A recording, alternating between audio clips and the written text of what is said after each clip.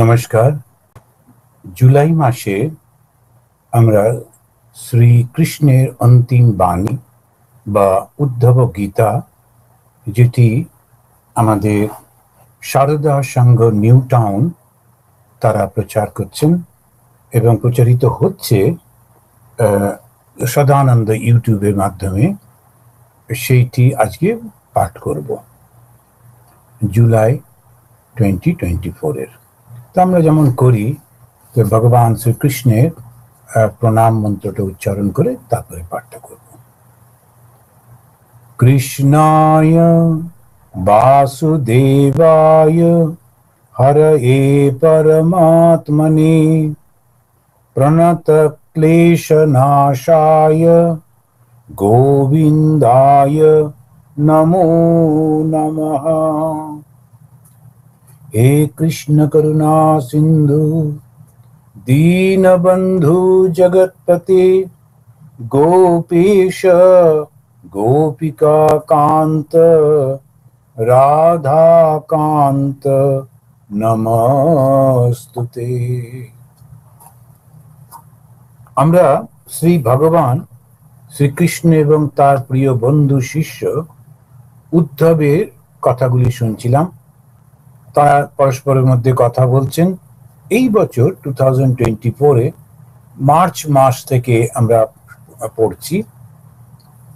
তো এখন আমরা দেখেছি বিভিন্ন মানসিক অবস্থা ভেদে বিভিন্ন বর্ণ বা শ্রেণী কিভাবে সৃষ্টি হচ্ছে, ভগবান সেই সম্পর্কে বিস্তারিতভাবে বলছেন। কারণ প্রত্যেকটা সৃষ্টির পেছনে তিনিই রয়েছেন। তো সেই কারণে তিনি এটাও বলে দিচ্ছেন যে কেমন করে এই বর্ণ বা শ্রেণী তৈরি হলো। আমাদের দেশে যেমন ব্রাহ্মণ, ক্ষত্রিয়, বৈশ্য, শূদ্র, এটা নিয়ে একটা খুব সমস্যা আছে। আমি তো আমেরিকায় থাকি, আমি এখানে কিন্তু এদের মধ্যে এরকম কখনো বিভেদ নেই। এরা যে যা নিজের নিজের মতো করে কাজ করে, কিন্তু করে একটা সোশ্যাল স্ট্যাটাস তো থাকবেই। যে ধনী লোক সে কি আর গরিব মানুষকে এরকম করবে? তা তো করবে না। কিন্তু আমাদের দেশে একটা খুব সুন্দর সিস্টেম করে দেওয়া হয়েছিল, কিন্তু সেই সিস্টেমটা একটু বিকৃত হয়ে গেল নানান কারণে। এখন সেইটি যেটা ভগবান, সেটা সম্পর্কে এখানে উদ্ধব গীতাতে আমরা পাচ্ছি। উনি সৃষ্টি করেছেন। ভগবদ গীতাতেও বলেছিলেন যে চাতুর বর্ণম ময়া সৃষ্টম, চারটি বর্ণ আমি সৃষ্টি করে দিয়েছি। গুণ কর্ম বিভাগশ, গুণ এবং কর্মের ভিত্তিতে। ব্রাহ্মণের ছেলেই ব্রাহ্মণ হবে তা না, ব্রাহ্মণের ছেলে ব্রাহ্মণ হবে না। তার নিজের নিজের কর্তব্য, তার কর্ম এবং তার ক্ষমতা অনুযায়ী, জ্ঞান বুদ্ধি বিবেক অনুযায়ী, কর্মক্ষমতা অনুযায়ী তাকে ক্যাটাগরি করতে হবে। তা এই চারটে তিনি বর্ণ বা শ্রেণী কি করে সেটা বলে দিচ্ছেন। তারপরেতে খুব গুরুত্বপূর্ণ রাজার কর্তব্য আর গৃহীদের কর্তব্য তিনি বর্ণনা করছেন। কেন? রাজার কর্তব্যটা খুব ইম্পর্টেন্ট। রাজা যদি ঠিক ভাবে বুঝতে না পারে তাকে কি করতে হবে, কি তার আসল কাজ, তখন ভুল হয়ে যায়। নানান কাজের মধ্যে সে জড়িয়ে পড়ে, নানান কিছু করতে যায়, কিন্তু না, স্পেসিফিক কতগুলো কর্তব্য রাজা করবে এবং তার ফলটা সারা সমাজের মধ্যে ছড়িয়ে পড়বে। বড় সুন্দর করে ভগবান এখানে পরিষ্কার বলে দিচ্ছেন। তা ওই ভালোবাসা থাকতে হবে, যিনি শাসন করছেন তার মধ্যে ভালোবাসা থাকতে হবে। প্রজাকে সন্তানের মতো মনে করতে হবে, পুরো দেশটাকে তার নিজের সংসার বলে মনে করতে হবে এবং সেই অনুযায়ী তিনি শাসন করবেন। তো এটা রাজার কর্তব্য আমরা শুনেছি। গৃহীদের কর্তব্যের কথা বলছেন। আমরা এই বর্তমান যুগে সবসময় যেটা গণতান্ত্রিক দেশে আমাদের কি পাওনা সেটা নিয়ে আমরা খুবই আলোচনা করি এবং ডিমান্ডের ব্যাপারটা রয়েছে, এটা দিতে হবে সেটা দিতে হবে ইত্যাদি, কিন্তু কর্তব্যটাও রয়েছে।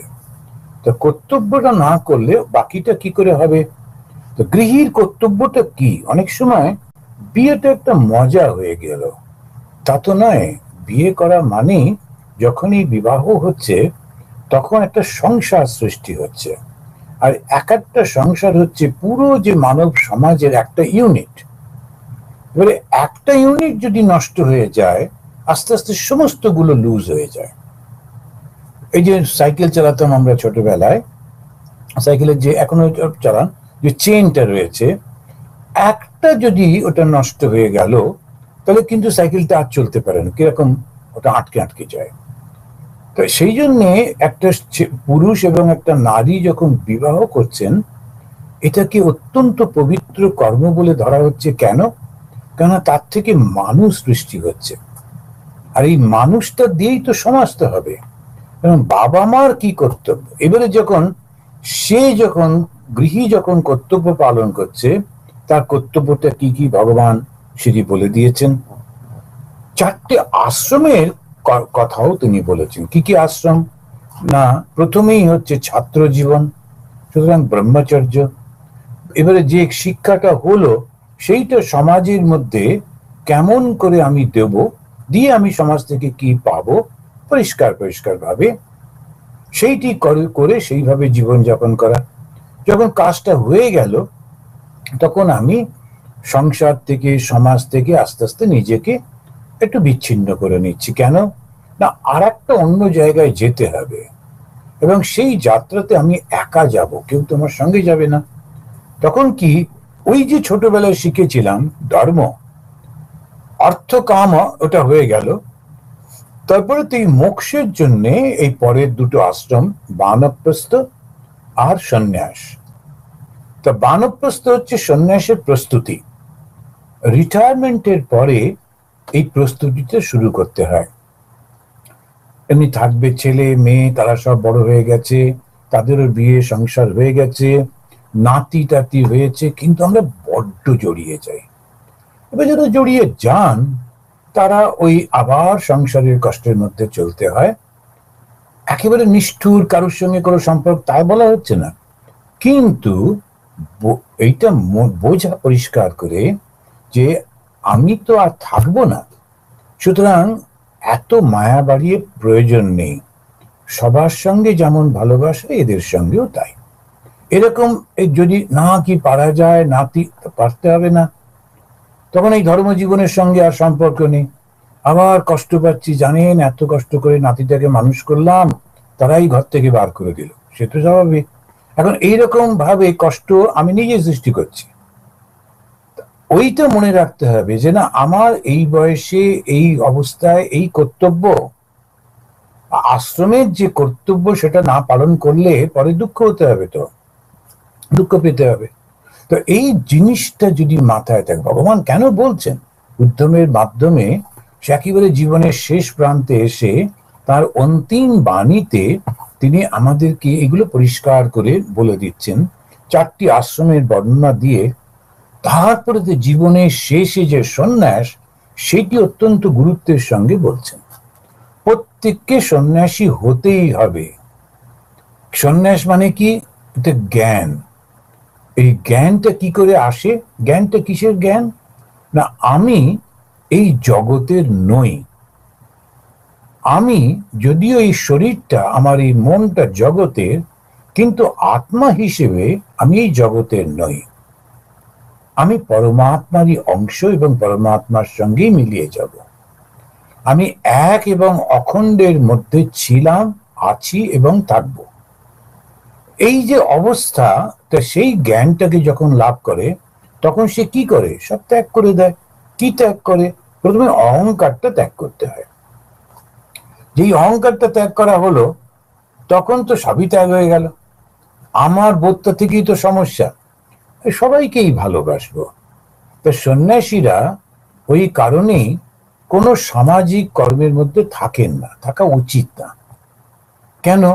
সামাজিক কর্মটা আমরা যেটা করি, যেটা স্বামী বিবেকানন্দ বলেছেন, যেমন একটা ঝড় জল হলো, বন্যা হলো, দেখবেন রামকৃষ্ণ মিশনের, ভারত সমাজ সংঘ, এদের সন্ন্যাসীরা গিয়ে সবাইকে সেবা টেবা করছেন, আরো অন্যান্য সংঘেরও করেন।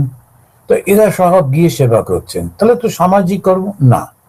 এটাও কিন্তু পূজার মতো, কেননা আমি যাকে করছি তার পেছনে আমার কোনো উদ্দেশ্য নেই। আমি তোমাকে করলাম, পরে আমাকে ভোট দাও, এরকম কোনো ব্যাপার নেই। বা আমাকে টাকা দাও, আমাকে মনে রাখো, আমার জন্য মন্দির বানাও, এসব কোনো ব্যাপার নেই। যদি থাকে তখন ওটা জাগতিক কর্ম হলো, যদি না থাকে ওটাই আধ্যাত্মিক কর্ম। তা ওই কর্মটা অনেক সময় অনেকে বুঝতে পারেন না। তো ঠাকুর বলছেন, যখন ঈশ্বরের সঙ্গে দেখা হবে তখন কি তুমি বলবে যে রাস্তাঘাট বানিয়ে দাও, কুয়ো খুঁড়ে দাও, হসপিটাল স্কুল করে দাও? না, সেটা তো বলবে না। কিন্তু আবার স্বামীজি বলছেন এগুলো সব করো, কেননা সমাজে এখন এইটি প্রয়োজন। এই সমাজে কারা আছে? আমারই ভগবান দরিদ্র রূপে রয়েছেন, মূর্খ রূপে রয়েছেন। আমার ভগবান কষ্ট পাচ্ছেন, তিনি খেতে পাচ্ছেন না। তো আমার ভগবানকে আমি এখন আর মন্ত্র দিয়ে বা স্তোত্র দিয়ে বা আগুন দেখিয়ে পুজো নয়, এখন আমি তাকে ওষুধ দেব, তাকে বিদ্যার ব্যবস্থা করব, তার দুটি অর্থ কি করে রোজগার করতে পারে তার ব্যবস্থা করব আমারই ভগবানকে। ওটাই আমার তখন পূজা।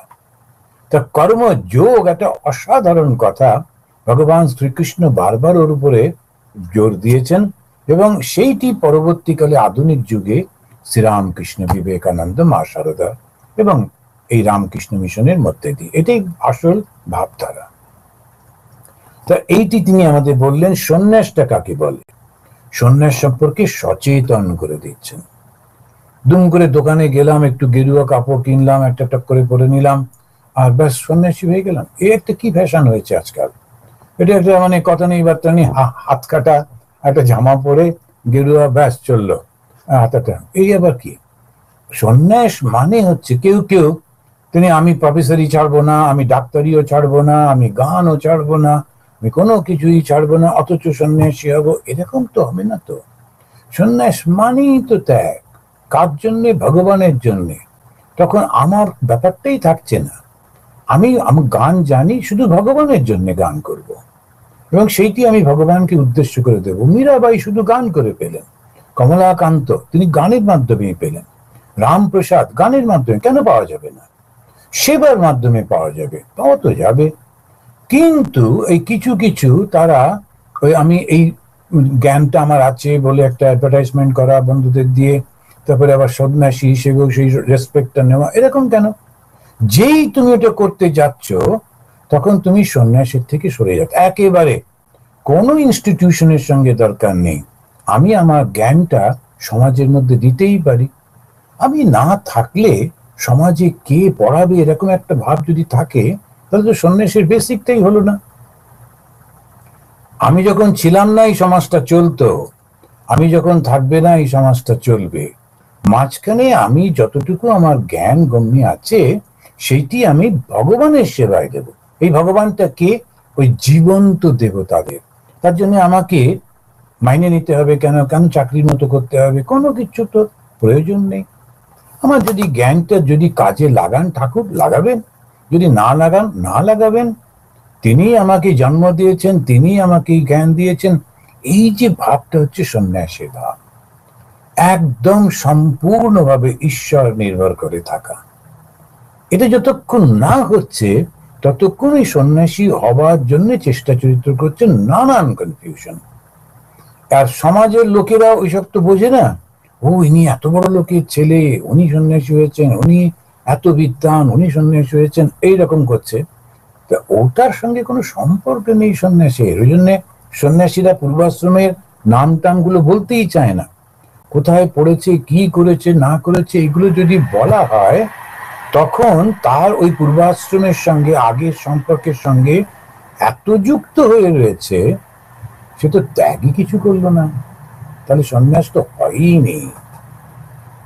এইটা এই সন্ন্যাস সম্পর্কে ওই জন্য ভগবান এত কেয়ারফুলি তিনি বলছেন যে সন্ন্যাস ঠিক কাকে বলে, কাকে ঠিক শিখ সন্ন্যাসী বলে, সন্ন্যাসী কেমন করে তার জীবন যাপন করবেন এটাও উপরে বলে দিচ্ছেন। তো ভগবান যেটা বলেছেন, ভগবান শ্রীকৃষ্ণ, সেইটি কি আবার খুব নতুন করে বর্তমান যুগের উপযোগী করে স্বামী বিবেকানন্দ বলেছেন।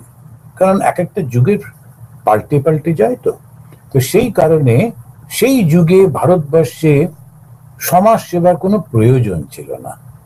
কেননা ভারতবর্ষ এমনিতেই এত উন্নত ছিল, সেখানে কোনো রকম কোনো দিন দুর্ভিক্ষ বলে শব্দটা, ওই বিদেশিরা যখন রাজত্ব করতে এলো, বিশেষ করে ব্রিটিশরা, তখন এই দুর্ভিক্ষ শব্দটা শোনা গেল। ভারতবর্ষে কোথায় দুর্ভিক্ষ?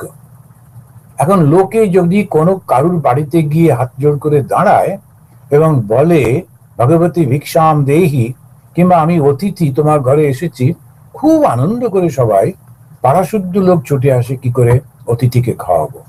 কিছুদিন আগে পর্যন্ত এই আমাদের ছোটবেলাতেও দেখেছি যে আমাদের বাবা কাকারা রাস্তায় অপেক্ষা করতেন, যদি কোনো অভুক্ত কাউকে পেতেন নিয়ে এসে তাকে বাড়িতে বসিয়ে খাইয়ে তারপরে উনি খেতে বসতেন। হ্যাঁ, মাঝে মাঝে যারা রান্না করে ওরা একটু রেগে রেগে যেত, মা কাকিমারা, যে এক কোথা দেখি কাকে ধরে ধরে রাঁধতেই হবে কেন, কিন্তু না, এটা ছিল না খাইয়ে আমি খাবো না, একজনকে অন্তত। তো এইরকম ভাবে পাওয়া যেত না লোক, এত সুন্দর দেশ ছিল।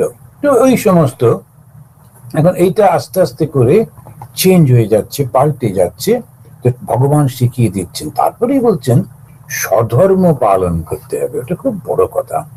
তো স্বধর্মটা যেটা, একটি যুবক সে তার নিজের একটা কর্তব্য আছে, সেটা করছে, অর্থ রোজগার করছে, বাবা মাকে একটু দেখাশোনা করছে, সমাজের জন্য সে ট্যাক্স দিচ্ছে, তারপরে যে পয়সাটা থাকছে খানিকটা জমিয়ে খানিকটা নিজে আনন্দ করছে, যার তার স্বপ্ন।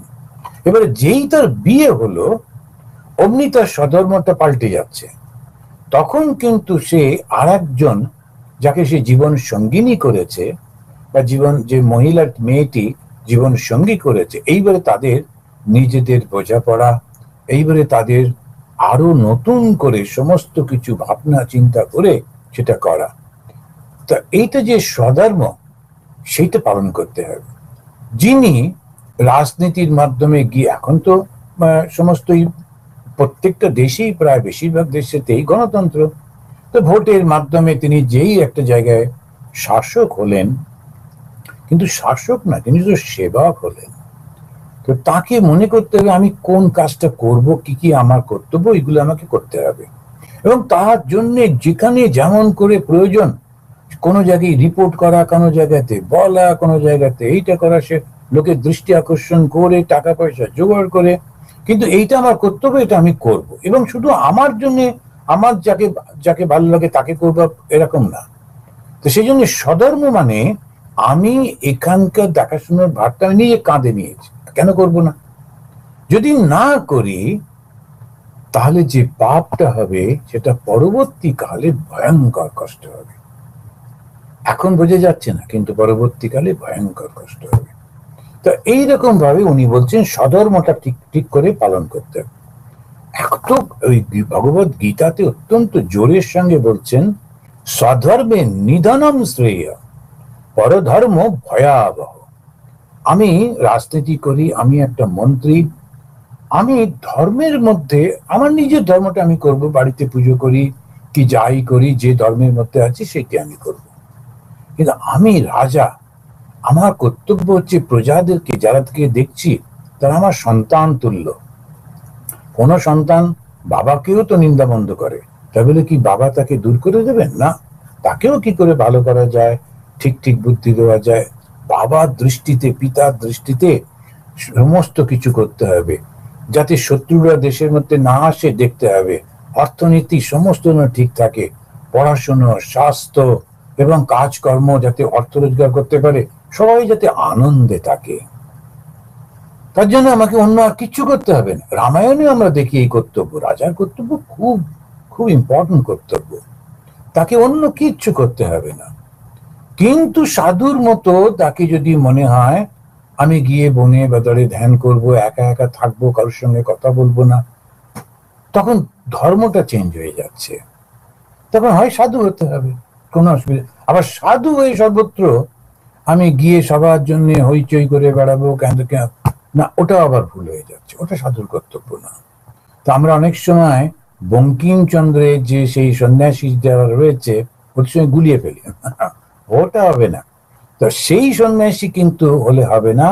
এই শঙ্করাচার্যের দশনামী সম্প্রদায়ে যারা সন্ন্যাসী, তাদের মূল উদ্দেশ্য হচ্ছে ধর্ম পালন, ধর্ম শিক্ষা, ব্যাস। স্বামী বিবেকানন্দ এটাকেই আধুনিক ভাষায় বলছেন আত্মন মোক্ষার্থ জগৎ হিতায় চ। চ মানে এবং, নিজের মুক্তির জন্য চেষ্টা করা এবং সেই সাথে সাথে আমি এই জগতেরই তো অংশ, তাই ওদেরও সাহায্য করবার চেষ্টা করা। কিভাবে করব? ওদের মধ্যে মরাল ভ্যালুসটাকে জাগিয়ে রাখতে হবে। প্রত্যেককে বলতে হবে যে তুমি পারবে, কিন্তু একটু চেষ্টা করো তো ভাই, একটু একটু করে করো, ওইটুকুই সাধুর কর্তব্য। দেখুন, জীবনটা তো বেশি দিনের নয়, কে কখন চলে যায়। কেন ঝগড়া করছেন? আজকে যার সঙ্গে ঝগড়া করলেন, কালকেই শুনলেন কোনো একটা কারণে, ভগবান না করুন, তিনি মারা গেলেন। তো না মনে হবে না, আহারে কেন শুধু শুধু এই ছোট্ট একটা জিনিসের জন্যে। আর যত বয়স বাড়বে, যত আমি নিজে মৃত্যুর দিকে যাব, তত ওই সমস্ত চিন্তাগুলো মনের মধ্যে আসতে থাকবে, না চাইলেও আসবে। আমি ওকে ঠকিয়েছিলাম, ওকে অন্যায় করেছিলাম, এইটা ভুল করেছিলাম, এটা ওই করেছিলাম, সমস্ত চিন্তাগুলো কৃতস্কম মারা। এই যে উপনিষদে বলছেন কৃতজ্ঞ স্মরা কৃতজ্ঞ স্মরা, বারবার সেই চিন্তাগুলো আসতে থাকবে। তখন যে কষ্ট, সেই কষ্টটা কি সহ্য করবে? আপনিই তো করবে, তুমিই তো করবে, আমিই তো করব। সেই কারণেতে এইটা ভালো করে ভাবতে হবে, আমার স্বধর্মটা বাবা আমি ভালো করে পালন করছি, তারপরে তো যেমন যা হয় দেখা যাবে। তারপরে বলছেন ভক্তি কি করে হবে তার কথা। এখন ভক্তি হলেই তো হয়ে গেল। ভগবত ঠাকুর বলছেন না যে ভক্তিটা যদি একবার হয়ে গেল তাহলে হয়ে। ভক্তিটা মানে কি? ঈশ্বর আছেন এটা পরিপূর্ণ বিশ্বাস আর ঈশ্বরকে ভালোবাসা, এটা হচ্ছে ভক্তি। ভক্তির বিভিন্ন সংজ্ঞা আছে। নারদের একটা ভক্তি আছে, শাণ্ডিল্য মুনির ভক্তি। কিন্তু ঈশ্বর আছেন এই ব্যাপারে যেন কোনো মনের মধ্যে দ্বন্দ্ব না থাকে। নিশ্চয়ই আছেন, তা না হলে আমি বেঁচে আছি কি করে?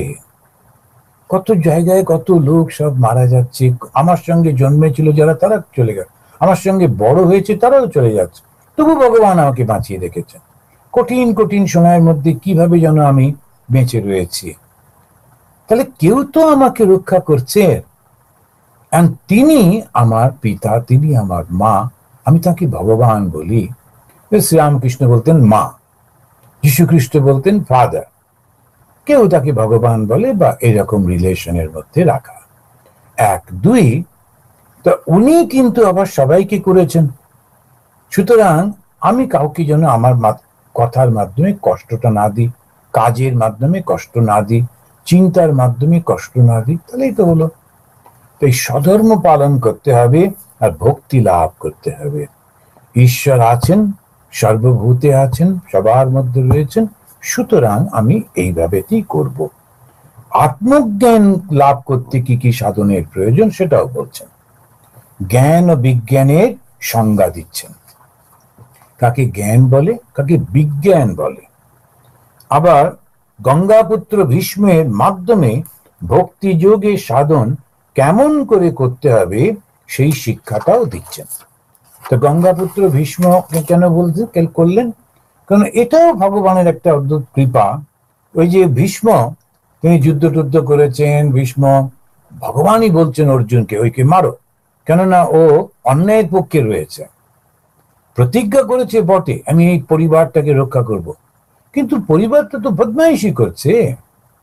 পরিবারে যে পরিবারটিকে রক্ষা করব বলে প্রতিজ্ঞা করেছিলেন ভীষ্মদেব, তো সেই যে লোকগুলো তারা সব বদমাইশি করছে, অত্যাচার করছে, কিন্তু তবু আমি যে বলেছিলাম, কথা দিয়েছিলাম আমি রাখবোই। আবার কি, তুই ভালো কাজ করো তো আমি দেখব, আমি রক্ষা করব। বদমাইশি করেছো, অত্যাচার করছো অন্য লোকের উপর, ওর সঙ্গে আমি নেই। তুমি সেই পরিবারের লোক নাও যে পরিবারটাকে আমি কথা দিয়েছিলাম।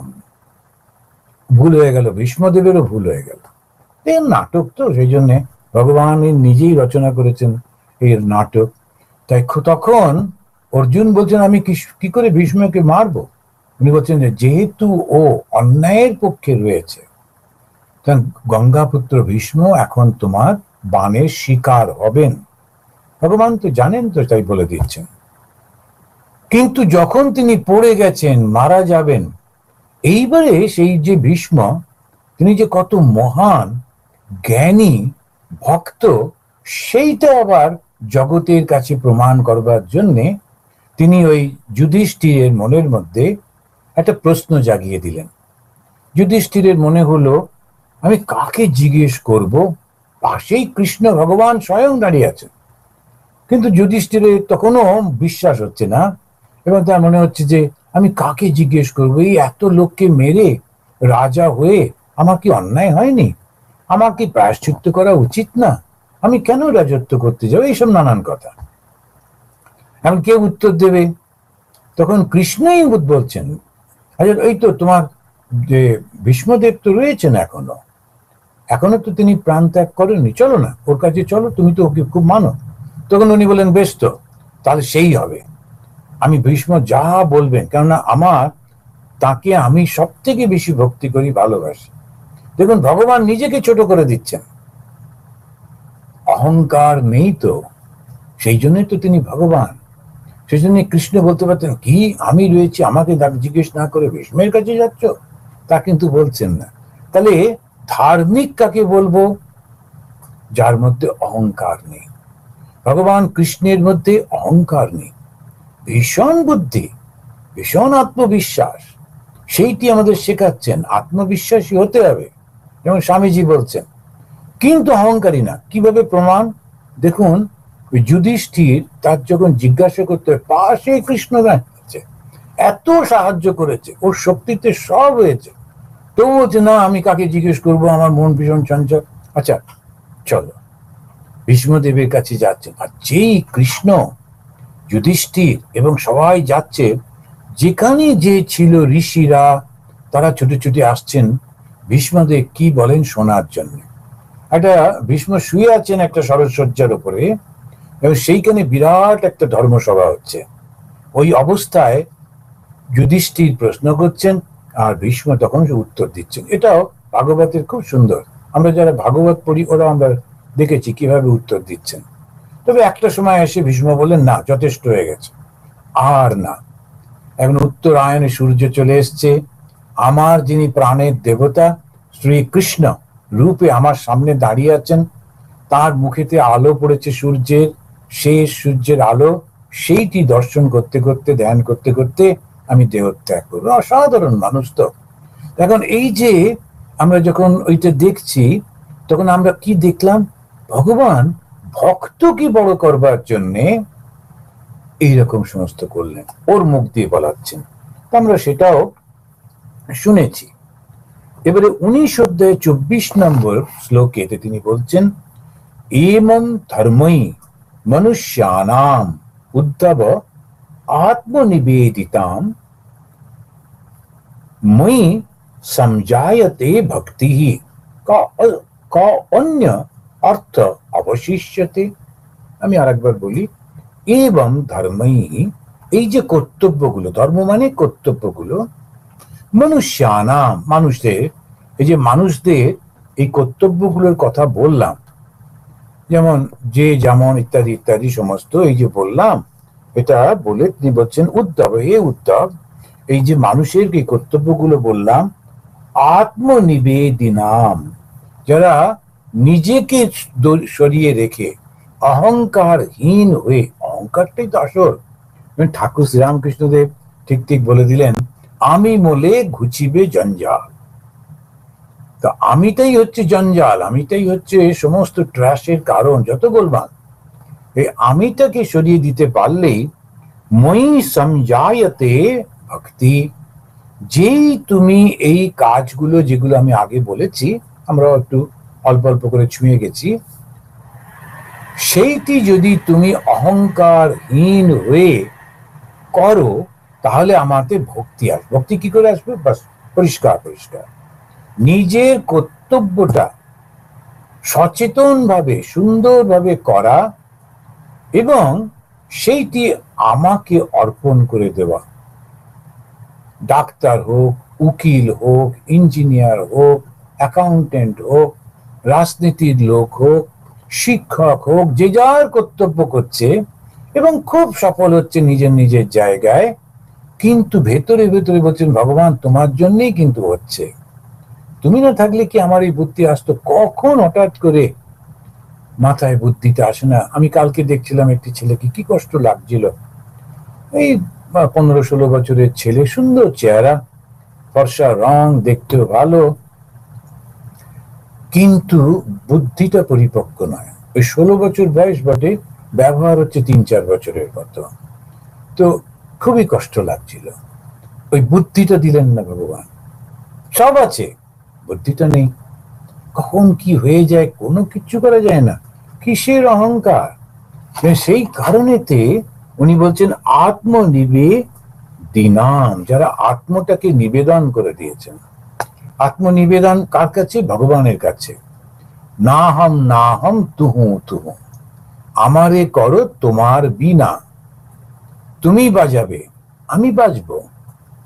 তো এই যে ভাবটা নিয়ে যে করলো, তার মধ্যে অমনি মই আমার প্রতি সঞ্জায়তে, জাত হয় ভক্তি, অমনি আমার প্রতি ভক্তিটা, ভালোবাসাটা জেগে ওঠে। আর যেই ভক্তিটা হয়ে গেল, ক অন্য অর্থ অবশিষ্যতে, একবার ভক্তি যখন হয়ে গেল আর কি বাকি থাকলো? ভক্তিটা কি? ভগবানে বিশ্বাস, নিরন্তর বিশ্বাস। কখনো তার মধ্যে কোন রকম প্রশ্ন জিজ্ঞাসা আসছে না। তিনি আছেন, অবশ্যই আছেন, সুখে দুঃখে সর্বদা আমার সঙ্গে রয়েছেন। সুখে যেমন তার হাত ধরে হাসছি, দুঃখে তারই গায়ে, তারই কোলে মাথা রেখে কাঁদছি, তিনি কিন্তু রয়েছেন। এই হলো ভক্তি। আর যেই ভক্তিটা এসে গেল, তখন এত সুখ, এত আনন্দ, এত নিরাপদ মনে হয়, তখন অন্য কিছু করতে হয় না। যখন তিনি বলছেন হে উদ্ধব, এই যে সাধনগুলির কথা বললাম, ধর্ম, কখন বলে 20 থেকে 23, তো এই 19 অধ্যায়ের 20 থেকে 23 শ্লোকের মধ্যে যেটা বললেন, যে এগুলি যখন পালন করা হবে অবশ্যই আত্মনিবেদনের সঙ্গে সঙ্গে, তখন তাদের মধ্যে আমার প্রতি ভক্তি জাগ্রত হবে। একবার যদি ভক্তি হয়ে যায় আর কিছু প্রয়োজন লাগে না। ঠিক ঠিক ভক্তি নিরন্তর আনন্দ দেয়। আর সেই আনন্দটা, ওইটাই তো আমাদের লক্ষ্য। আনন্দটাই তো লক্ষ্য। আমি, কেউ আমাকে পছন্দ করে না, কি কেউ খারাপ কথা বলে, কেউ নিন্দা মন্দ করে, কিন্তু আমার তো কোনো ব্যাপারই নেই। এই পাঁকাল মাছের মতো ঠিক সে রয়েছে, কাদাটা গায়ে লেগে রয়েছে, কিন্তু ওর মনটা শুদ্ধ, কোনো পরিষ্কার একেবারে। তা ওইটাতে তখন একটা আনন্দের স্রোত হয়। ঠাকুরও বলছেন যে, ভগবান বলছে আমি মুক্তি দিতে কাতর নই, কিন্তু ভক্তি দিতে কাতর হই। ভক্তিটা মানে হচ্ছে একেবারে জীবন মুক্তির অবস্থা। যারা দুটো পথ আছে তো আমাদের, একটা হচ্ছে ভক্তির পথ দিয়ে যাওয়া, একটা জ্ঞানের পথ দিয়ে যাওয়া। তো যারা ভক্তির পথ দিয়ে যায়, তারা ওই ভগবানকে নিয়েই মেতে থাকে। একজন দুজনের নাম যেমন মীরাবাই। মীরাবাইকে তার স্বামী তাড়িয়ে দিলেন, লোকেরা নিন্দাবন্ধ করলো। ও শ্বশুরবাড়ি যেমন থাকে, ওই কিছু কিছু তারা অন্যকে কষ্ট দিয়ে বিরাট আনন্দ পান, এই একটা বিকৃত আনন্দ, অথচ ভালো, মানে ভালো ঘরের সমস্ত। তা ওই সেই শাশুড়ি, তারপরে ননদ, তারপরে অন্য মহিলারা, তারা ওকে খুব নিন্দামন্দ করতো। উনি সারাক্ষণ ভগবানের জন্য চোখের জল ফেলতেন বলে, তারপরে তেও স্বামীর কেউ নানান রকম বলে বলে বলে বলে তাকে ঘর থেকে তাড়িয়ে দেওয়া হলো। ওরা মনে করলো যাক, ভীষণ কষ্ট পাবে, রাস্তায় ভিখারি হয়ে ঘুরুক। মীরাবাই হয়ে গেলেন দেবী, আর ওরা কোথায় পথের ধুলোতে হারিয়ে গেল। কেন? মীরাবাইয়ের কোনো কষ্ট নেই, একজনকেও অপমান করছেন না, একবারও বলছেন না ও জানো ওরা আমাকে তাড়িয়ে দিল, কিছুই বলছেন, খুব খুশি। কেন? ভাগ্যিস ভাগ্যিস ওরা আমাকে তাড়িয়ে দিল, আমি এখন মুক্ত, ভগবান ছাড়া আমি আর কিচ্ছু চাই না। আগে গৃহের বধূ হিসেবে, রাজার রানী হিসেবে আমার অনেক কর্তব্য টর্তব্য থাকতো, তো সেগুলোও করতে হতো, ভগবানকে পুরো সময়টা দিতে পারতাম না। এখন কি খুশি, আমাকে ওরা তাড়িয়ে দিয়েছে, রাস্তায় রাস্তায় ঘুরছেন নেচে নেচে। আর খালি বলছেন যে মেরে তো গিরিধারী লাল দুসরা না কই, আমি আর জগতে কাউকে চিনি না, কিচ্ছু জানি না, আমার শুধু গিরিধারী লাল। এই যে ভক্তিতে যে আনন্দ, চিরন্তন আনন্দ হচ্ছে ভেতরে ভেতরে, একদম আনন্দের ঘট। এই যে শ্রী মা, তিনি বলতেন সেই সময় যখন কি কষ্ট করতেন, যারা যারা শ্রী মায়ের জীবনী পড়েছেন অবশ্য অবশ্য পড়বেন। আধুনিক যুগের ওই যে সাধনার কথা বলা হয় না শ্রী মায়ের জীবনে, এটা এত স্পষ্ট।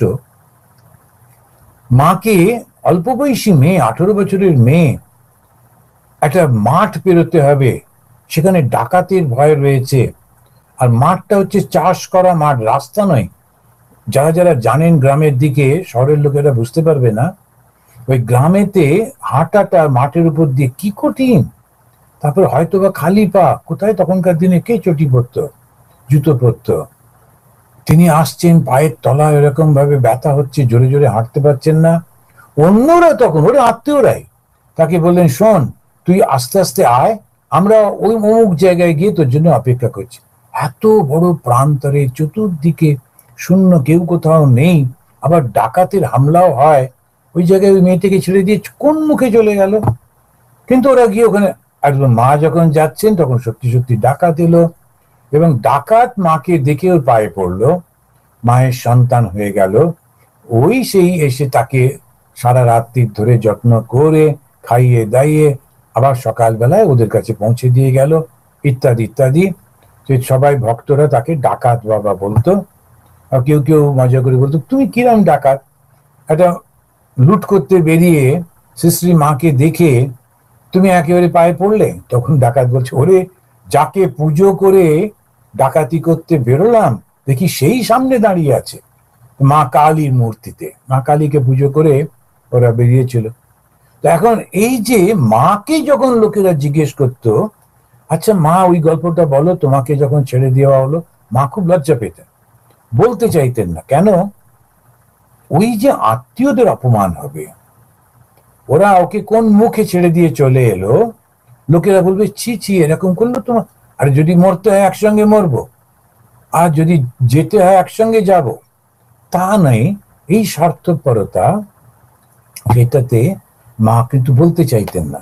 তো সেটাতেই উনি বলছেন, ভক্তি যেটা হয় ভগবানের পরিপূর্ণ বিশ্বাস। পরের শ্লোকেই বলছেন যে সাধন, ধর্ম, ধর্ম শব্দটা ব্যবহার করছেন, যে সাধনা, জ্ঞান ও বৈরাগ্য, এই তিনটে জিনিস সত্য উদ্বৃমহতি, সত্য উদ্বৃমহিতম, সত্য গুণযুক্ত যদি কোনো ব্যক্তি পালন করে এবং পরমাত্মাতে সমস্ত সমর্পণ করে, তবে তার অনেক বিভূতি বা যৌগিক শক্তি হয়। তো এই এটার মধ্যে দিয়েও যৌগিক শক্তি হচ্ছে, যে আমরা মনে করি যৌগিক শক্তিটা শুধু ধ্যানের মধ্যে হয়, ভক্তির মধ্যেও হচ্ছে। কি কি করতে হবে? যে কর্তব্যগুলোর কথা ভগবান বলেছেন, সেই সাধনটা করতে হবে, সেই সমস্তগুলো। জ্ঞান এবং বৈরাগ্য। জ্ঞানটা কি? একমাত্র ঈশ্বরই আছেন, দ্বিতীয় কিছু নেই। এই এটা হচ্ছে জ্ঞান। এককে জানার নাম জ্ঞান, বহুকে জানার নাম অজ্ঞান। তার সঙ্গে বৈরাগ্যটা কি? এই যে বহুকে দেখছি, এটা আমার চাই না, আমি ওই এককেই দেখবো, তাহলেই হবে। এটাকে হলো বৈরাগ্য। বিষয়ে বিরাগ, ঈশ্বরে অনুরাগ, এটা হলো বৈরাগ্য। তো এই অনুরাগ বা ভালোবাসা হচ্ছে ঈশ্বরে, কেন উনি, ওনাকে পেলে তো সব পাওয়া হলো, আবার নতুন কি আছে? এইটাকেই উনি বলছেন যে এই সত্যগুণযুক্ত। সত্যগুণযুক্ত কি? আমরা গীতা থেকে দেখছি, সত্যগুণ বলতে গিয়ে 18 অধ্যায়ের 20 নম্বর শ্লোকে বলছেন, ওখান থেকে পরপর ওই সত্য রজতম, সত্য রজতম সুন্দর করে ভগবান শ্রীকৃষ্ণই তিনি বলেছেন, সর্বভূতেষু ইয়ে নৈকম ভাবম অব্যয়ম ইক্ষতে। ইক্ষতে মানে দেখা। অবিভক্তং বিভক্তেষু তজ জ্ঞানম বিদ্ধি সাত্বিকম। এই যে ধর্ম নিয়ে এত কথা বলি আমরা, ধর্ম ধর্ম এই ওই কত রকম করে, একটু যদি ভগবত গীতারই শুধু একটা গীতাটাই যদি একটু অর্থ করে করে পড়ে দেখা যায় লোকটা জীবনটা পাল্টে যাবে। সাধন ভজন করছে, করছে, আসল জিনিসটা বুঝতে পারছে না। তো সত্যগুণ কাকে বলছে? যে ভগবানকে সবার মধ্যে দেখছে। তাহলে কি হবে? কাউকে নিন্দামন্দ করতে পারবে না। কি করে করবে? ভগবানই তো সবার মধ্যে রয়েছে। সুতরাং তো তিনি তখন সত্যগুণযুক্ত হচ্ছেন। আর সত্যগুণ হলে কি হবে? ভক্তি। ভক্তি হলে কি হবে? আনন্দ। তো যেই আনন্দই তো আসল পৌঁছবার জন্য, তাই তো আমাকে জ্ঞান পথে গিয়ে এটা নয় এটা নয় করতে হবেই কেন? যারা করছে করুক না। আমি যদি ওটার মধ্যে না যাই, আমি তো এই পথ দিয়েও যেতে পারি। ওকে ছোট করবার তো কোনো কারণ নেই। সর্বভূতেষু, যে জ্ঞানের দ্বারা এক অব্যয় সত্তাকে বিভিন্ন নাম রূপের মধ্যে দেখতে পাওয়া যায়, তাকেই বলে সাত্ত্বিক জ্ঞান। ভাগবত এই কথা বলছেন। বলছেন সর্বভূতেষু ইয়া পশ্যেৎ ভগবত ভাব আত্মনা, তাকেই বলা হচ্ছে উত্তম ভগবত উত্তম। তিনি হচ্ছেন শ্রেষ্ঠ ভক্ত। এবারে ভগবত পাঠ করছি, আবার লোককেও বলছে এই তুই নিচে হাত বেরো বেরো, এ তো মহা মুশকিল। এখন একটু তো মনে মোটামুটি ভাবে বুঝে নিতে হবে যে অর্থটার সঙ্গে অর্থটা আমি পালন করছি কিনা। যদি না করি তাহলে তো ভগবানের কৃপা লাভের কোনো চান্সই নেই। ধর্মটা পালন করি বটে, কিন্তু ধার্মিক হতে পারি না। কেন? কেননা আমি আমার মতো করে শুধু করেই যাচ্ছি, এবং করার সঙ্গে সঙ্গে অন্যকে দেখিয়ে দেখিয়ে করি। আমি গম্ভীর হয়ে থাকি, আকাশের দিকে তাকিয়ে থাকি, খাবার আগে 5 মিনিট ধরে হাতে জল নিয়ে কাকে যেন অর্পণ করি। এসব করে, আচ্ছা সেগুলো ঠিকই আছে, যদি ভালো লাগে করো, কিন্তু কথা হচ্ছে চরিত্রটা পাল্টাচ্ছে না, তো ব্যবহারটা পাল্টাচ্ছে না, দৃষ্টিভঙ্গি পাল্টাচ্ছে না। তাহলে এইগুলো করে আর কি হবে? তো সেই যা করছে করুক গিয়ে, কিন্তু আমরা যারা সিনসিয়ারলি করতে চাই, এফেক্টটা দেখতে হবে, রেজাল্টটা দেখতে হবে। পরীক্ষা দিয়েই চলেছে আর ফেলও করছে, পরীক্ষা দিচ্ছে আর ফেল, এটা কি মানে? ওর পড়াটার মানেটা কি? তো সেই কারণেতে সেই সুন্দর গল্প ছিল না শরৎচন্দ্রের, সে একদম মেজদা মেজদা না কি যেন একটা গল্প, সে এখানে খুব একদম লাঠি টাঠি নিয়ে বসতো, সবাইকে পড়াতে হবে ইত্যাদি ইত্যাদি। তো ওইগুলো প্যারাফ্যান্ডেলিয়া সব করে চলেছি, কিন্তু কাজের কাজ কিছু করছি না। ওই জন্য ভাগবতেও বললেন সর্বভূতেষু ইয়া পশ্যেৎ ভগবত ভাব আত্মনা। প্রত্যেকটি প্রাণীর মধ্যে যখন সে ভগবানকে দেখতে পাচ্ছে, ওইটাই ঠিক ঠিক ভাগবত উত্তম। ভাগবত উত্তম হচ্ছে ঠিক ঠিক ভক্ত। এদিকে আমি বৈষ্ণব সমস্ত কিছু করছি, কিন্তু লোককে নিন্দামন্দ করছি, দুচ্ছাই করছি, ভেতরে ডুববি না বলছি, হলো না, একেবারে হয়নি। যিনি করবেন বুঝতে হবে ও একেবারে মন্দিরের দরজা পর্যন্ত পৌঁছতে পারেনি, ও থাকে মন্দিরের ভেতরে, আর ভগবানকে নিয়ে নানা রকম করে, ভগবান এইটা খান না, ভগবান সেটা খান না, ভগবান এই করেন সেই করেন। কিন্তু ভাগবত যেটা বলছে, ভগবত গীতা যেটা বলছে, শাস্ত্র যেটা বলছে, সেইটা সঙ্গে সেই চরিত্রটা কি মিলছে? যদি না হয়, না, তাকে আমরা মানতে পারছি না। সেই জন্য বললেই হবে না, শাস্ত্রের সঙ্গে মিলিয়ে দেখতে হবে, শাস্ত্রের আলোতে তাকে যাচাই করে নিতে হবে, তা না হলে হবে না। সেজন্য ভগবান শ্রীরামকৃষ্ণ দেব বলছেন সাধুকে দিনে দেখবি, রাতে দেখবি, তারপরে। কেন কি? ওই বলছেন এক, করছেন আর এক, না ঠিক ঠিক হচ্ছে না, ওই সবটা একই রকম হবে। এইটা বলছেন পরের শ্লোকে, তিনি এটা বললেন বিভূতি পাওয়া যায়। ভগবান এবার স্পষ্ট করে ধর্ম, জ্ঞান, বৈরাগ্য, ঐশ্বর্য এসব বিষয়ে সংজ্ঞা প্রদান করছেন। ঐশ্বর্য কি? বিভিন্ন রকম যৌগিক ঐশ্বর্য। তো এগুলো সব সংজ্ঞা দিচ্ছেন, কাকে কোনটা বলে। এই সুযোগে উদ্ধব তাড়াতাড়ি করে বলছেন যে কৃষ্ণ, হে কেশব, হে কৃষ্ণ। উদ্ধব 19 নম্বর অধ্যায় 28 থেকে 32 নম্বর শ্লোকে, আমি শ্লোকটা আর বলছি না, 28 থেকে 32 নম্বর শ্লোকে তিনি বলছেন যে হে কৃষ্ণ, তুমি আমাকে বলে দাও, হে কেশব তুমি আমাকে বলে দাও, যম ও নিয়ম কত প্রকারের? ইয়ামা নিয়ামা এগুলো আছে না, যোগ যোগ যে শাস্ত্র তাতেও আছে। তো জ্ঞান যে আমাদের যে যোগ শাস্ত্র, যেটাকে স্বামীজি বলছেন রাজযোগ, পাতঞ্জল যোগদর্শী, তার মধ্যে ইয়ামা নিয়মা আসনা প্রাণায়ামা এই সমস্ত অষ্টাঙ্গ যোগ। তো এই ইয়মা আর নিয়মাটা ভক্তি মার্গে কি করে হয়, এটা ভগবানকে জিজ্ঞেস করছেন। ইয়মা আর নিয়মাটা তুমি একটু বলে দাও। সম, দম, তিতিক্ষা, ধৃতি কাকে বলে? এই যে আমরা যারাই একটুখানি এই ধর্ম নিয়ে আলোচনা করি, এগুলো আমরা জানি। সাধুরা তাদের বক্তৃতায় প্রায়ই বলে থাকেন যে সম, দম, উপরতি, তিতিক্ষা, শ্রদ্ধা, সমাধান, এইগুলো সমস্ত হচ্ছে ঐশ্বর্য, ষড়ৈশ্বর্য। ছটা ঐশ্বর্য আছে, ষড় মানে ছয়। ছটা ঐশ্বর্য কি কি? এইগুলো টাকা, তার ব্যাংক ব্যালেন্স, এরকম সোনা দানা এসব কিছু না, এইগুলো হচ্ছে ষড়ৈশ্বর্য। এখন এইখানেতে তুমি সম, দম, উপরতি, তিতিক্ষা, শ্রদ্ধা, সমাধান, এগুলো ঐশ্বর্য। উদ্ধব এখানে জিজ্ঞেস করছেন সম, দম, তিতিক্ষা, ধৃতি কাকে বলে?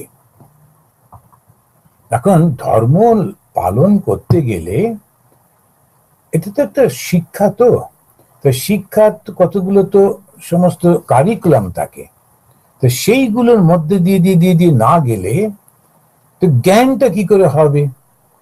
আমি যে শেষ প্রান্তে পৌঁছাবো জ্ঞানের, আমি এমএ পাস করছি কি এমএসসি পাস করছি কি পিএইচডি করছি কোন একটা বিষয়ের উপরে, সেটা করতে গেলে আমার যে বেসিক গুলো তো জানতে হবে, কিভাবে করব সেটা তো জানতে হবে, তা না হলে তো হবে না।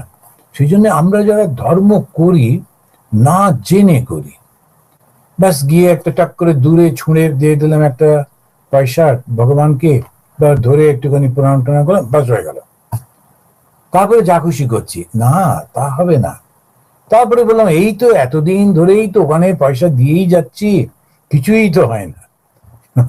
কিন্তু আসলে তো আমরা যে বেসিক জিনিসগুলো করিনি তো। ওই জন্যে উদ্ধব তিনি চট করে এবারে জানতে চাইছেন যে তুমি আমাকে বলে দাও তো এইগুলো কি দরকার। দান, তপ, শৌর্য, সত্য, ঋত, ত্যাগ এগুলো কাকে বলে? ধন, যজ্ঞ, দক্ষিণা কাকে বলে? এরপর পর জিজ্ঞেস করছেন। তারপরে 1930 নম্বর শ্লোকে বলছেন পুরুষের বল বলতে কি বোঝায়? ভগবানের যে ভগ শব্দটা অর্থ কি? লাভ কাকে বলে? কি লাভ করি? ভগবান লাভ, ঈশ্বর লাভ, আত্মজ্ঞান লাভ, এই লাভ মানে কি? লাভটা কাকে বলে? এইটা একটুখানি জানতে হবে।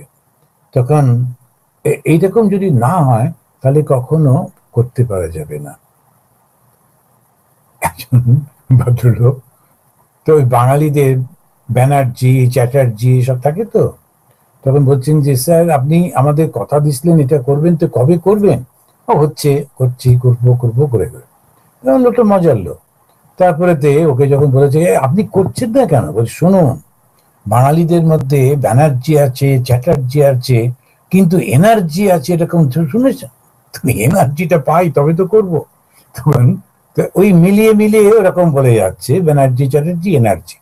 এখন এই যে জিনিসটি আমরা যখন করি, মজা করেই যদি ধর্ম পালন করি, এই ধর্মের যে এই সমস্ত পালন যেগুলো করতে হবে, ডিসিপ্লিন যেগুলো আছে সেগুলো যদি করে, তারপর যদি সে বলে ভগবান নেই, ধর্ম পালন করে কিচ্ছু হয় না, এটা একটা আফিনের মতো, এটা নেশা করিয়ে দেয়, তাহলে নয় মানবো।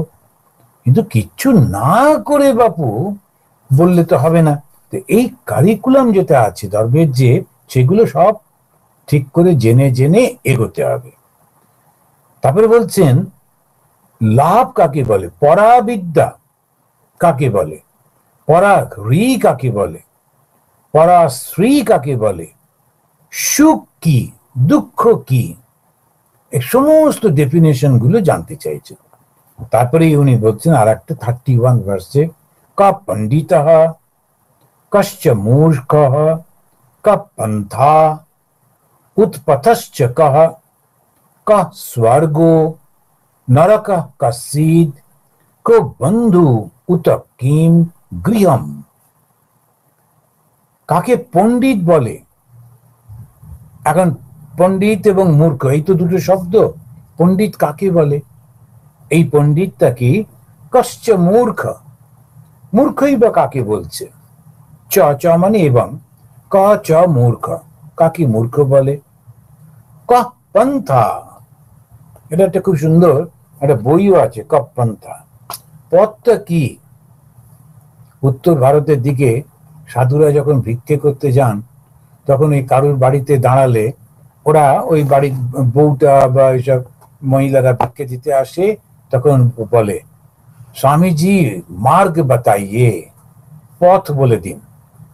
তো কহ পন্থা, কহ পন্থা মানে পথটা কি? পথটা হচ্ছে সুপথ। ভগবান লাভ করতে হলে কোন পথ দিয়ে যাব, কি কি করব, তো ওরা জিজ্ঞেস করে, বলে সব সাধুরা, ওরা শুনলো মাত্র, বাস ভিক্ষে দিয়ে দিল। তারপরে যথারীতি আবার যেমন করে ওরকম করে, তো আবার আর একজন ভিক্ষে নিতে এলো, তখন আবার জিজ্ঞেস, স্বামীজি ক্যা পাথ বাতাইয়ে, আবার সে। এখন এই যে শুধু জিজ্ঞেস করলে তো হবে না, এবার পথটা জেনে চলতে তো হবে। সেই জন্যে ধর্মের ব্যাপারটাই হচ্ছে আমি করতে হবে এবং তারপরে পাওয়া যাবে। তো কহ পন্থা, তো উৎপথশ্চ কহ, ওটাও জেনে রাখা ভালো।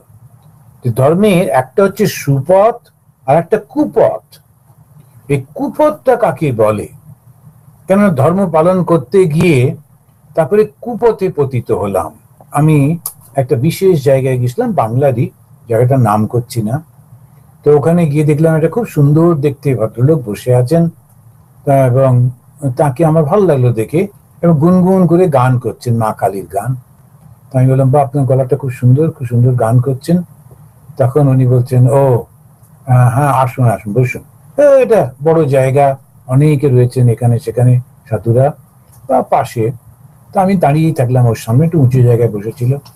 তারপর বলছেন, আপনি রামকৃষ্ণ মিশনের? আমি বললাম হ্যাঁ।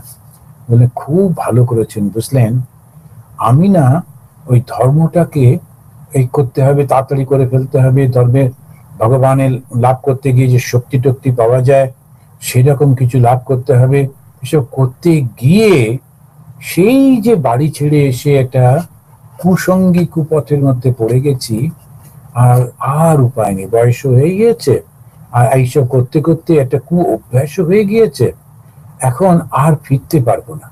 আপনাকে দেখে খুব ভালো লাগছে, আপনি সুপথে আছেন। তো এই পথটা না জানলে খুব মুশকিল। কোন পথে চললে আমি ঠিক ঠিক ভগবানকে লাভ করতে পারবো, আর কোন পথে গেলে বেশিরভাগ ওই লোভে পড়ে যায় যে 15 দিনের মধ্যেই তোমার কুণ্ডলিনী জাগ্রত হয়ে যাবে, তারপরে তুমি এই দৃশ্য দেখতে পাবে, ওই কথা শুনতে পারবে। কি লাভ? দেখেই বা কি লাভ, শুনেই বা কি লাভ? এত সোশ্যাল মিডিয়া দেখে দেখে পাগল মানুষ এখন ওইসব করে কি লাভ? তবু ধর্ম মানে ওইগুলোতে যায়, গিয়ে একদম যত রকমের এরকম গল্পগুলো সব বলতে থাকে, আর তারপরে শুনে শুনে এরকম হয়। তো ওই কুপথ আর সুপথটা না জানলে খুব মুশকিল। স্বর্গ, স্বর্গই বা কাকে বলে? এই স্বর্গে যাব বলে মানুষ কত কি করে, কিন্তু কাকে স্বর্গ বলে? নরক কাস্বিদ, নরকটাই বা কাকে বলে? কাকে বন্ধু বলে আর গৃহ কাকে বলে? এই যে গৃহস্থ গৃহস্থ বলি, তো এই গৃহটা কাকে বলে? গৃহম, খুব সুন্দর করে জিজ্ঞেস করছেন। তারপরে 32 নম্বর শ্লোকে বলছেন, ধনী কে, দরিদ্র কে, কৃপণ কে, কৃপণ মানে করুণার পাত্র, আর কে নেতা মানে ঈশ্বর। নেতা মানে ঈশ্বরকে বলছেন। কে নেতা? নেতা শব্দটা ব্যবহার করছেন, আসলে মিন করছেন ঈশ্বরকে। ঈশ্বর কাকে বলে আর কৃপণ বা করুণার পাত্রটা কোনটা? তারপরেই বলছেন, এতান প্রশ্নান মম ব্রূহি, আমি এই যে প্রশ্নগুলো করলাম, হে কৃষ্ণ, হে কৃষক, তুমি দয়া করে আমার এই উত্তরগুলো দিয়ে দাও। বিপরীতাংশ সৎপথে, এই তো আমি যে ভালো ভালো যা মনে পড়লো বললাম, এর বিপরীত বা এছাড়াও যদি কিছু থাকে যেগুলো আমার মনে পড়লো না, তোমাকে আমি জিজ্ঞাসা করলাম না, তুমি কিন্তু আমাকে অবশ্য অবশ্য বলে দাও। তো এইটাই ভগবানকে জিজ্ঞেস করে বললেন যে তুমি আমাকে এটা একটু ভালো করে বলে দাও। এখন এই যে শ্রীকৃষ্ণের অন্তিম বাণী আমরা যারা পড়ছি, তো ভগবান কিন্তু একেবারে প্রথম দিকেই সবটা বলে দিয়েছিলেন। ভগবত গীতাতেও দেখবেন সেকেন্ড চ্যাপ্টারেই বলে দিলেন আসল জ্ঞান কাকে বলে, আত্মজ্ঞান, আত্মাটা কি, সবকিছু। তারপরে এবার তিনি কর্মযোগ, ধ্যান যোগ, জ্ঞান যোগ একটা একটা একটা করে বলে যাচ্ছেন।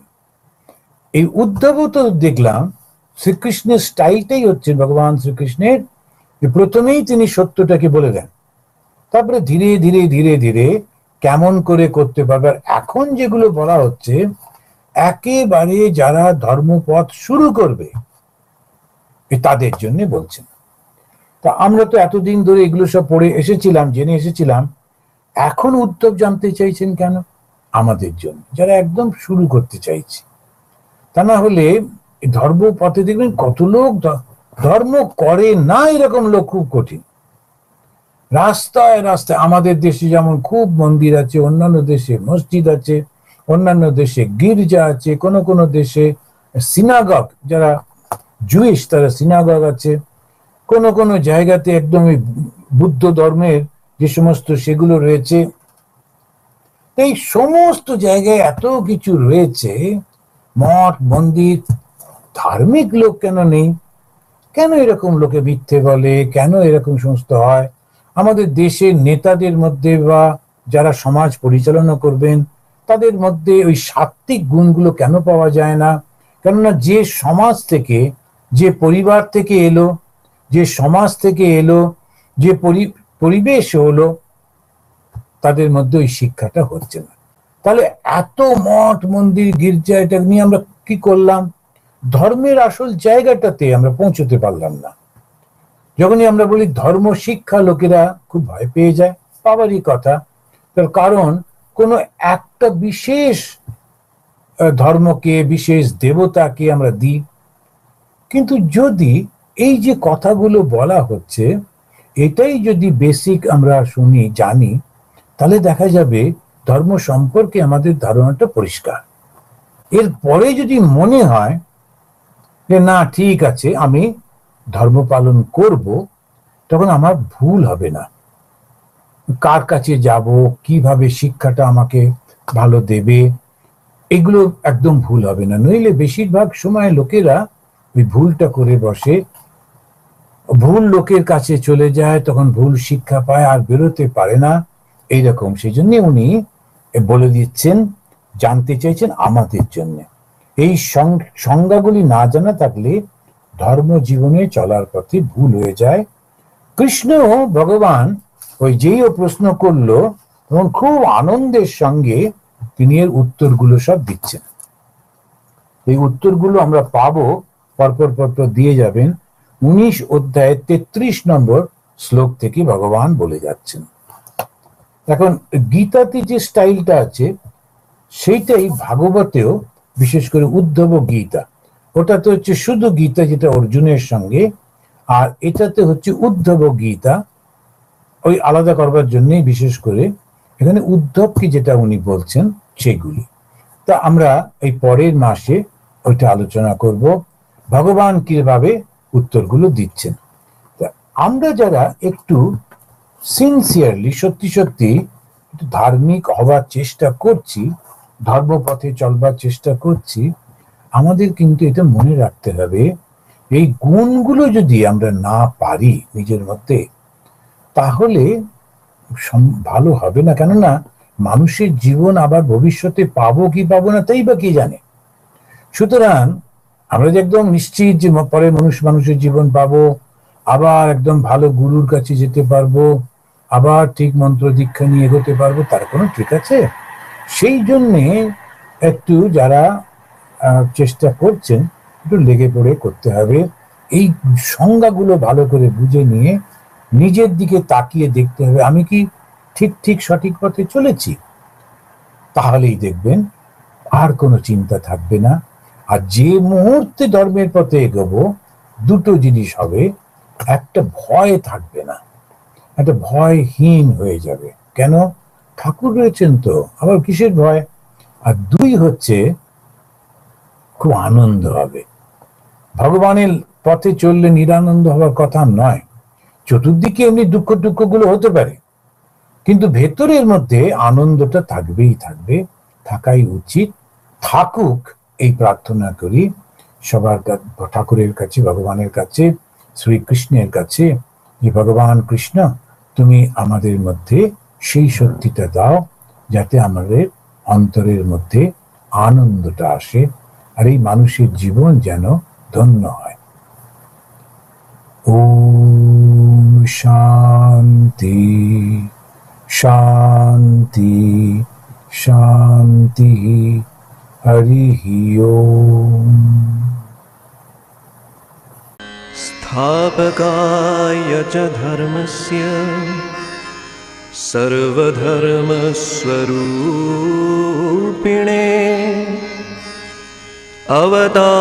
अवतारवरिष्ठाय रामकृष्णाय ते नमः। अवतारवरिष्ठाय